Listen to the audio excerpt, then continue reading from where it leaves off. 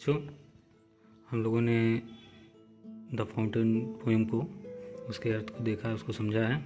अब आज हम लोग जो इसके क्वेश्चन आंसर है कॉम्प्रहेंशन के, उसको देखेंगे, उसको सॉल्व करने की कोशिश करेंगे। तो चलिए देखते हैं। पहला स्टैंजा है हमारा कि इनटू द मूनलाइट फिर डॉट डॉट ब्लो। तो इसमें क्या है कि क्वेश्चन है कि read the following stanza given below and answer the question that follow etch. मतलब हमें जो स्टैंजा दिया उसको पढ़ना है, उससे रिलेटेड क्वेश्चन दिए गए हैं, उसको सॉल्व करना है, उसको लिखना है। तो चलिए देखते हैं। पहला क्वेश्चन है right the title of the poem which the above noted lines of poetry have been taken, or give the title of the poem from which the above noted lines have been selected। मतलब क्या है कि हमारा right the title of the poem यानी जो poem है उसका हमें शीर्षक लिखना है जिससे यह स्टैंजा लिया गया है। तो बहुत ही आसान क्वेश्चन है ये। हमारा जो आंसर हो जाएगा क्या हो जाएगा? The fountain. तो चलिए अगला क्वेश्चन देखते हैं कि point out the rhyming words in the stanza. मतलब कि जो राइमिंग वर्ड्स हैं, जो तुकांत शब्द हैं इस पंक्तियों में, इन पंक्तियों में, उनको हमें खोजना है। तो देख लेते हैं। ये भी हमारा स्टैंजा कौन सा था? इनटू द मून लाइट से लेके when the winds blow. Into the moon light whiter than snow waving so flower like when the winds blow. तो इसमें कौन कौन से राइमिंग वर्ड हो जाएंगे हमारे? Snow and blow. तो ये स्नो और ब्लो दोनों जो क्या हैं, राइमिंग वर्ड्स हैं। तो क्या हो जाएगा हमारा answer? The rhyming words in the above stanza are snow and blow. मतलब जो राइमिंग वर्ड है हमारे कौन कौन से हैं? स्नो और ब्लो। ठीक, चलिए अगला क्वेश्चन देखते हैं। तीसरा क्वेश्चन क्या है? What kind of movement does the word waving suggest. मतलब कि किस तरह का मूवमेंट हमको वेविंग से पता चलता है। ठीक,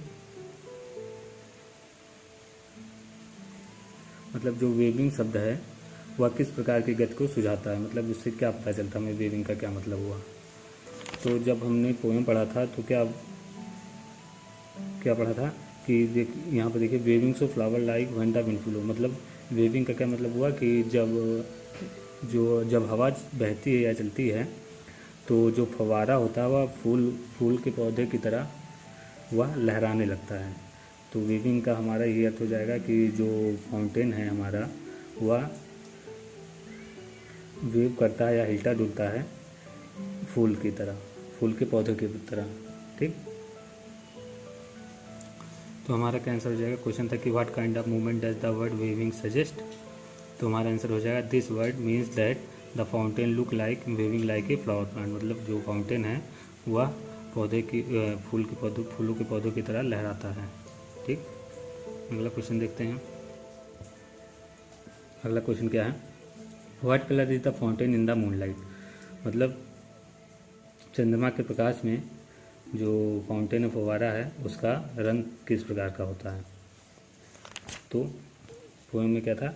into the moon light whiter than snow. यानी चंद्रमा के प्रकाश में या बर्फ या हिम जिसको बोलते हैं हम लोग, उससे भी सफ़ेद दिखाई पड़ता है।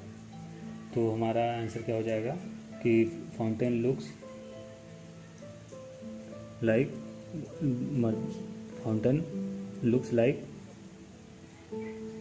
वाइटर देन स्नो।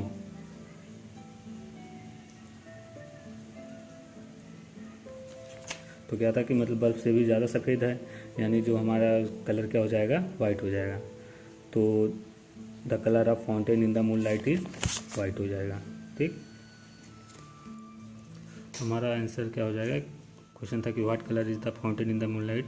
तो fountain looks whiter than snow in the moon light. मतलब बर्फ से भी ज़्यादा सफ़ेद दिखाई पड़ता है चंद्रमा के प्रकाश में। अगला क्वेश्चन देखते हैं।